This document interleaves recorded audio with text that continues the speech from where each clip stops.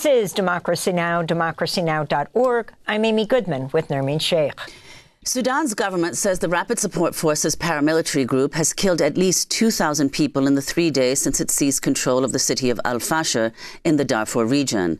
The World Health Organization has condemned the reported killing of 460 patients and their companions at the Saudi Maternity Hospital in Al Fasher. The fall of Al Fasher is seen as a major blow to the Sudanese military. The city has been besieged by the RSF for 18 months, leading to widespread famine. The civil war in Sudan erupted in 2023. Since then, more than 150,000 people have died across the country and about 12 million have fled their homes.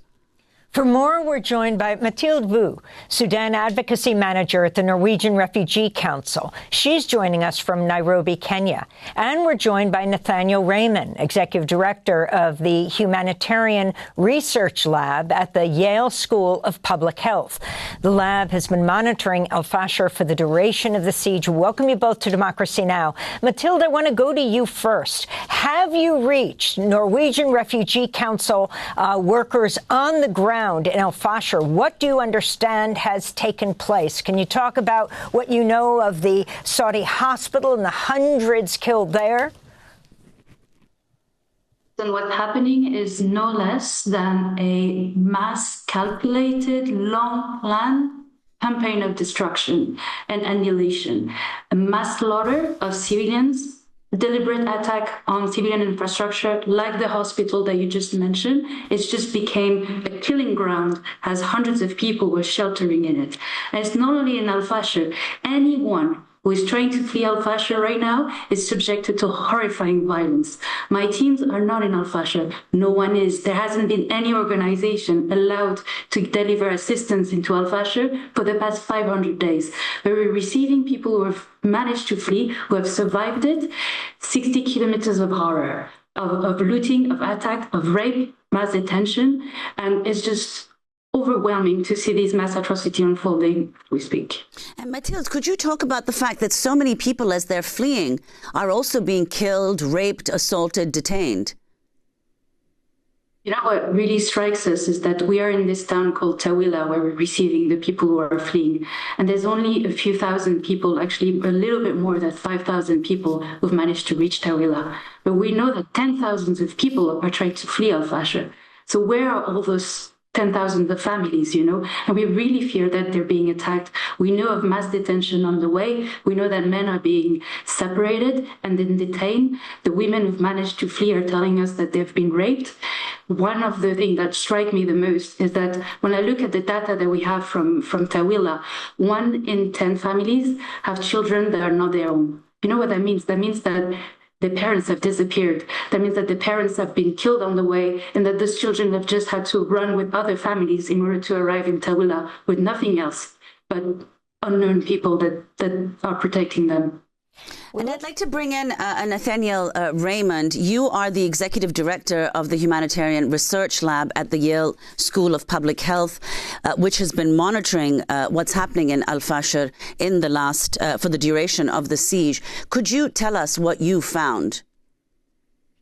What we've seen in the now over 72 hours since RSF has taken control of Al Fasher is quite simply the sum of all our fears over the past year and a half.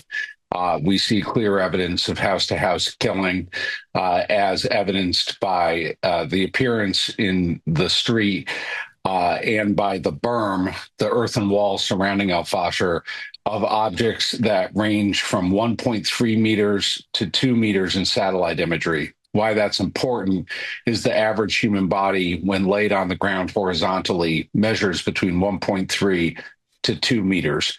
Additionally, we're seeing around those objects, in many cases, a peculiar red discoloration in the initial imagery collection. We believe that red discoloration can only be explained by blood. Given our processing of those discolorations, they are all the same color, which is called true red. Additionally, we see by the earthen wall on the first day of RSF control, these objects consistent with bodies, consistent with the videos RSF themselves have posted of them shooting men in a trench near the wall. On the second day, the images we collected showed that those objects had not moved in the intervening 24 hours, but in fact, those objects had increased in number, and that vehicles consistent with RSF vehicles with gun mount, basically large machine guns mounted in the back, were patrolling along the wall. And again, we saw the red discoloration on the ground. So right now, we can conclude with high confidence that RSF is killing at a scale and a velocity that I haven't seen since Rwanda. The Yale Humanitarian Research Lab worked with the Biden administration on Sudan and warned something like this could happen. Can you elaborate on this and also talk about the role of the UAE, the United Arab Emirates? Tell us who the RSF are. Thanks, Amy. We, the Yale Humanitarian Research Lab, were part of a program under the Biden administration called the Sudan Conflict Observatory. In the summer of 2023, we privately met with the United Nations Security Council and warned them that al-Fasher could potentially be under siege within months. And if al-Fasher fell, it would result in mass killing of civilians. Additionally, we sent an emergency warning within the Biden administration, which rose to the level of the National Security Council and the highest levels of the U.S. intelligence community, saying that we believed al-Fasher was in danger. We reiterated that warning internally in the U.S. government in the fall of 2023. We became extremely frustrated with the process within the government about how the threat to al-Fasher and other populations in Darfur was being handled. And so we did not renew our contract and we left to go independent in the winter and spring of 2024 when the siege began in al-Fasher. And so the point you bring up about the United Arab Emirates is critical for people to understand. Robbie Gramer and a team at the Wall Street Journal reported what I think is the most important story in the world right now on Monday, which is that U.S. intelligence assessments that they have seen shows the U.S. intelligence community knew that the United Arab Emirates, a U.S. major defense partner, that's an official designation, has been arming the rapid support forces, and that arming has increased in recent months, including with weapon systems that the Wall Street Journal identifies that our team at Yale had identified in the fight in al-Fasher. So what we know from the Wall Street Journal is U.S. intelligence knows that a U.S. ally has been arming the group committing acts that are tantamount to genocide in al-Fasher. Well, Nathaniel, one of the things that's interesting or perplexing about this is that whatever ceasefire talks have occurred so far on Sudan have occurred under the auspices of the Quad, which includes the U.S., Saudi Arabia, Egypt, and the United Arab Emirates. So given that it's so transparently party to the conflict, how does one explain that?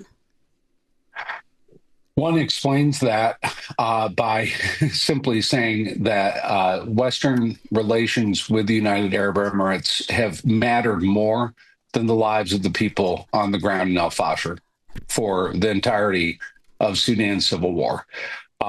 If the U.S. wants to show real leadership right now, and we're talking a situation that's unfolding in hours, if there is any hesitancy to act, every day, we're talking literally thousands of people dying a day. We could surpass the death toll of the past 2 years in Gaza reasonably by the end of this week, given the amount of bodies we're seeing on the streets. And so right now, all pressure needs to be on the United Arab Emirates. There is no other option. And as long as the United Arab Emirates gets to skate on arming a genocidal actor, this isn't going to end.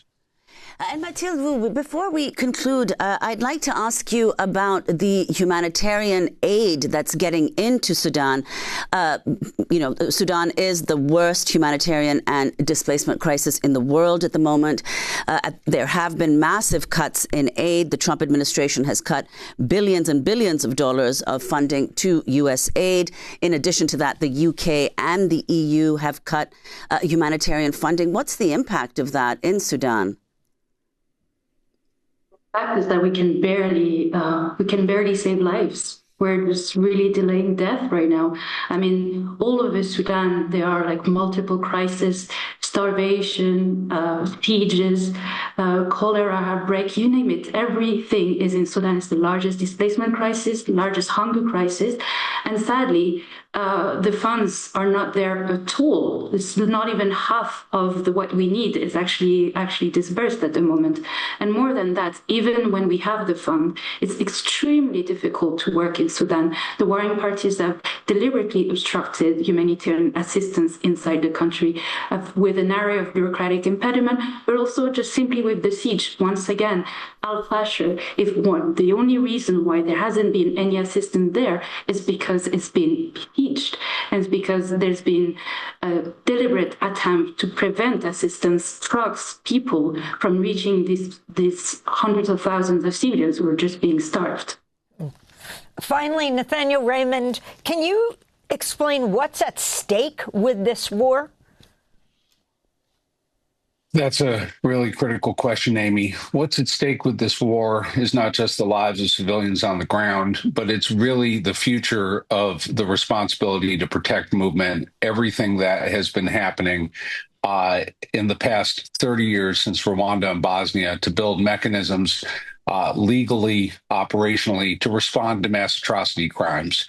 The failure to prevent what is arguably the most accurately predicted and the most accurately warned mass atrocity in history really is about more than Sudan. It's about whether the international community cares anymore about civilian protection from mass atrocity crimes. The answer Al-Fashir is giving us is no.